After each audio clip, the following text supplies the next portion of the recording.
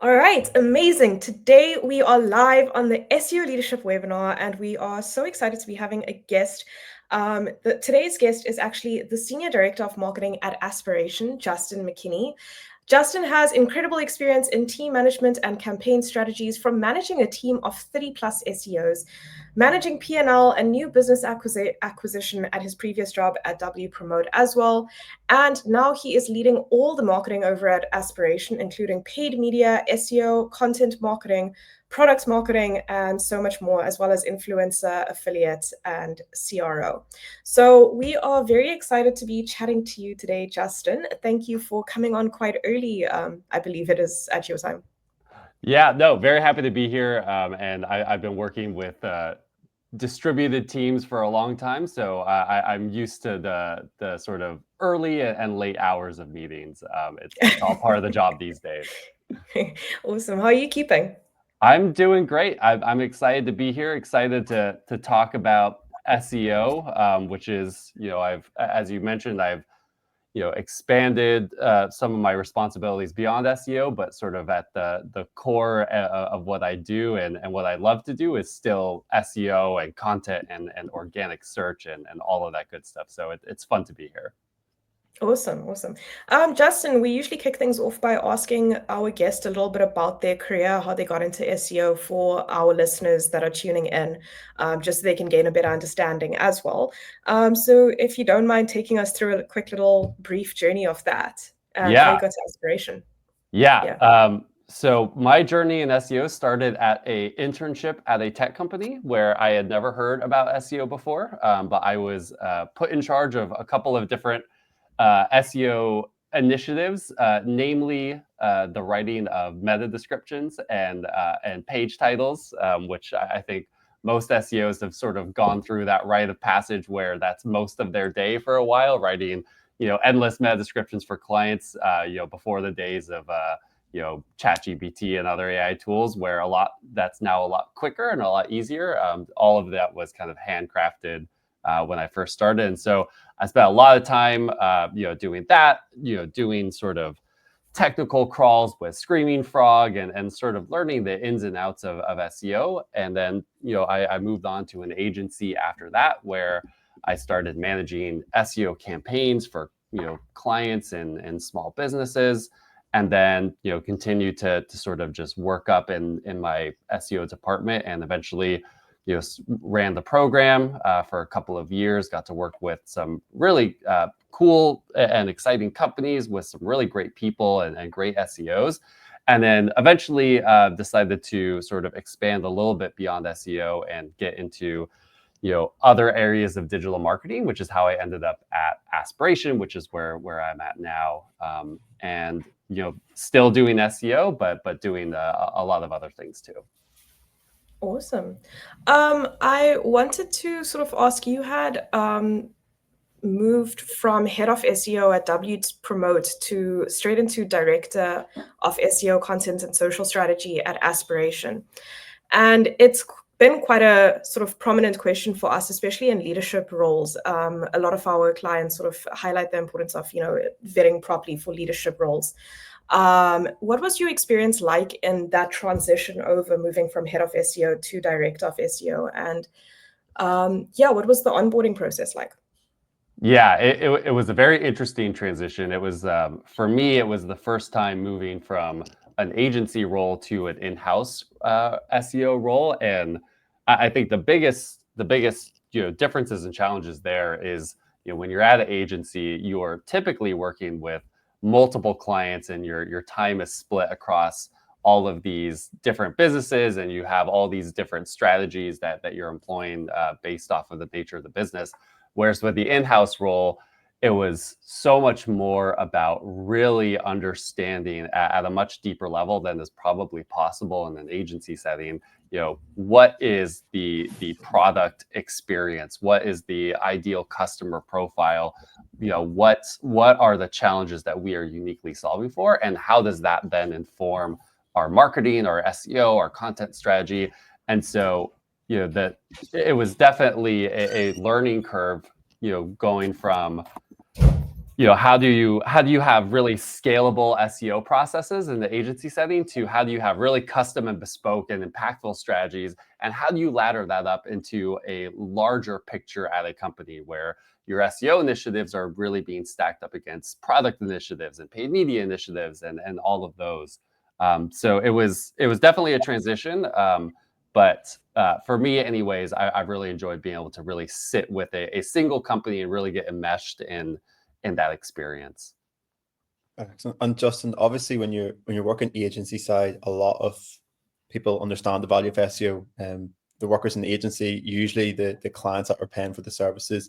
When you go in-house, sometimes it can be not as, maybe you have to achieve a lot more sort of buy-in from maybe C-suite and stakeholders about the importance of SEO, whether that's for like funding or just to get extra resources and stuff like that. Yep. How have you managed to sort of achieve that, or how do you go about achieving that? And is there any tips you can sort of give for that? Yeah, for me, one of the biggest things that made a difference was really being able to translate the language of SEO into a language that other teams within the company can understand. So as like a really concrete example of that, oftentimes at an agency, you'll put together, you'll do some audits, you'll do keyword research, you'll put together a strategy, and then you'll have a list of recommendations. And all of that is really great and useful. But once those recommendations are sent over to the client, it is generally not going to be aligned with the way that they are sort of prioritizing other initiatives internally. And so for me, when I had done my initial SEO analysis of Aspiration and was developing my strategy, I took a look at how product and the other marketing teams were working together to figure out what our overall product and engineering roadmap looked like, and then translating those SEO initiatives into a format that was similar to what they were doing, that was prioritized in the same way that they were prioritizing initiatives. So for example, our product team uses a RICE model for prioritizing initiatives. So reach, impact, confidence, and effort. So I did the same thing with our SEO initiatives. I graded all of our SEO initiatives in that same framework, so that when we were evaluating, should this SEO initiative be placed here versus this product initiative, we're speaking in the same language and we're not having that mistranslation and having to go back and forth about the potential value of anything that we're proposing. Okay, love that. Awesome.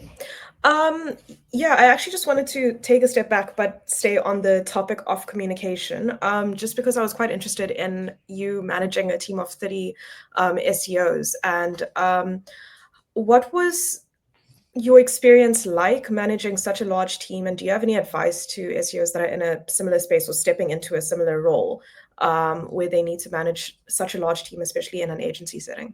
Yeah, it's definitely a big challenge. And, I think in my previous role, I was managing more like 5 or 6 people. And so it's a big jump when you're going from 5 or 6 to 30.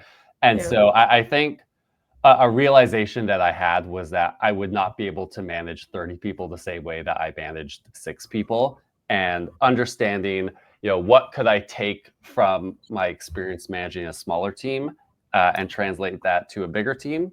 What are some of those things? And then what are the things that are just not scalable and not possible? So for example, there's no way that I would be able to have a weekly one-on-one check-in with every single member of my team. My entire life would be consumed in those check-ins and in those meetings. And so it becomes more about, how do I still make sure that I am meeting with people on a regular basis, that they have visibility into what I'm doing, that I have visibility into what they're doing, but we're really making the most of limited time and really being impactful with that time. And so that could be, for example, more infrequent meetings, but maybe a quarterly check-in as opposed to a weekly 30-minute. It could be meeting with smaller groups in more of a committee structure where we are working on different internal initiatives, and I'm meeting with people in that context. And then of course, there's an amount of delegation that goes on with a team of that size. I had, my direct reports, I still had, anywhere from 6 to 8, people managers of the team. And so, it will always be a huge priority in my meetings with my direct reports to ask them about their team, check in, see what are the sort of trends and overall feedback that we're getting from the team, so that we can still sort of synthesize that feedback and make changes and double down on the areas where needed, but doesn't require me to personally be the one identifying all of those challenges on my own. And when you are say hypothetically you were looking for an SEO manager to join your team to ensure, because there is such a not a lack, but a rather not as regular check-ins that you can do with everyone in your team.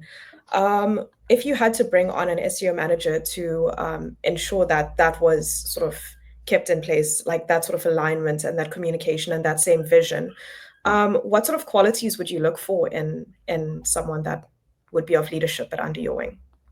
Yeah, for me, I really prioritize people that are good listeners and can really empathize with their teams, because I think at the end of the day, if you're not able to have some level of connection and build trust with your team, you're not going to get the insights and the answers that you need from everyone, and things are going to sort of hide under the rug, and problems are going to pop up where you least expect them because we didn't do a good job up front building trust and connection.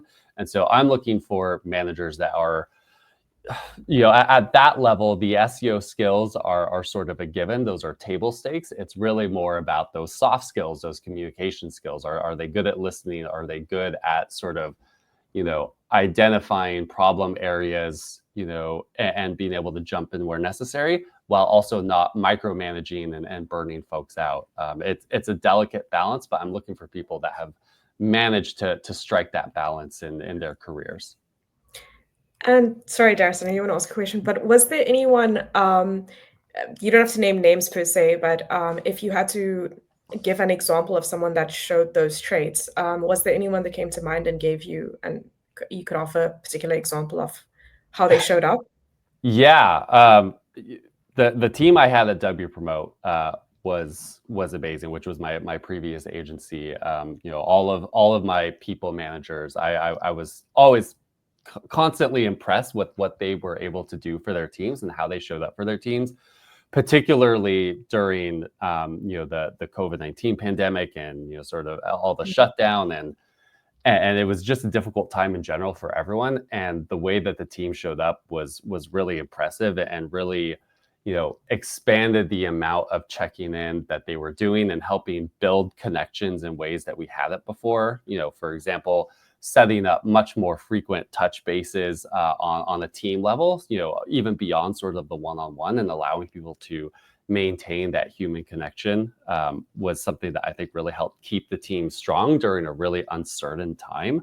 And then, I think a couple of people in general were able to really strike a balance when someone was struggling between, being really empathetic and helping them work through some of those challenges, while still holding our team to a certain level of expectation that we need to deliver for our clients. And I think it can be really hard to do that. It can be really easy to go all in on pure empathy and letting the work product slide, and then ultimately that's not good for anyone, because now you're hurting the client experience, and that's going to reflect poorly on the manager, on the person doing the work. Or you can go the other way, where you can focus purely on the work product and neglect the person doing the work, and that's a recipe for burnout and ultimately poor results and turnover as well. And so there's definitely people that come to mind that were able to maintain that balance, and that is really key in terms of managing the team. Awesome. Sounds like you had a great team during the pandemic to keep you going. I was very lucky. Yes. Do you have any particular, sorry to put you on the spot if it is touchy, but do you have any particular leadership qualities that, as you were growing in your career journey, that you struggled with and had to sort of hone in on? And do you have any advice to others that are stepping into that leadership position? And yeah, it's a good question. I think one of the challenges that a lot of people have when they move into a leadership role is that the skills that that brought you to that leadership point are not necessarily what are going to enable you to thrive in that leadership role. So, for example, one of the reasons that I was able to move up in the department and the company is that I had really good client management skills, and I was able to deliver really good results for my clients, which is great. That's necessary, but me being able to deliver great SEO results becomes less important as more and more of my time goes into sort of operations and people management. And so I really had to work hard to develop new skill sets and couldn't rely on, my instincts in the same way, because I think that's a path to mismanagement, a path to, not understanding, what the best way forward is, and resulting in some decisions that were not optimized. And so, definitely there was a learning curve. I was lucky in the sense that, I didn't immediately go from an individual contributor, running clients to managing a team of 30. There was a more gradual on-ramp, and I was able to make those early mistakes in smaller contexts and with smaller teams. But definitely, you have to recognize as you move into a leadership role that you have to become a student again. You might feel like you're at the top of the world, but you are starting from scratch, and it is an entirely different skill set. And it's really those soft skills that make a much bigger impact at that level. Excellent. And Justin, I know obviously quite glad to share after all these questions because it leads nicely into what I was looking. But you mentioned it there as well. As soon as you get to that sort of head of SEO level, there's a lot more that goes on rather than sort of just like strategy setting and the actual hands-on for deliverables and stuff like that. You mentioned that you manage the P&L side of things at W Promote as well. How difficult or how much of a sort of a shock is it to get to that and sort of be in charge of the full department P&L side of things? And is there a way that you maybe taught, or how important is it for junior SEOs to understand the value of their work rather than like just looking at like sort of CTRs and click through it? How much is it better to understand the value of like ROI on the SEO side of things? Yeah, it's a great question. It's something that I definitely did not understand to the extent that I think I would have wanted to when I moved into that role. And the first time I saw a balance sheet, I was very confused and had lots of questions. And so it was definitely a you jump headfirst in and sort of sink or swim. And so I think that would be great advice to try and understand in general with any marketing activity. How do you go sort of beyond your channel metrics, the in-platform metrics that you're reporting on, and how does it ultimately ladder up to what most businesses care about, which is, is this driving revenue, and is it driving revenue at a margin that is acceptable and that financially makes sense.